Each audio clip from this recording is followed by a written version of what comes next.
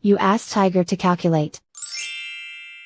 This deals with linear inequalities with one unknown. The final result is d greater than -84. Let's solve it step by step. Group all constants on the right side of the inequality. Add 6 to both sides.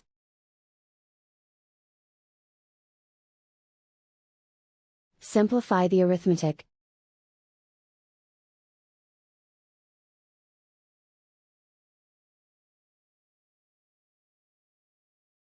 Isolate the d. Multiply both sides by 12.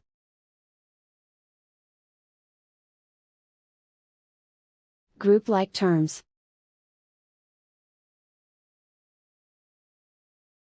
Multiply the coefficients.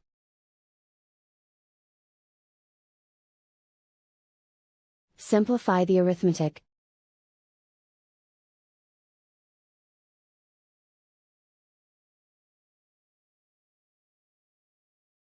Convert the d into a positive number. Multiply both sides by -1. Whenever you multiply or divide by a negative, reverse the inequality sign.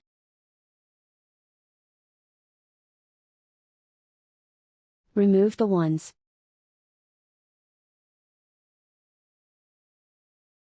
Simplify the arithmetic.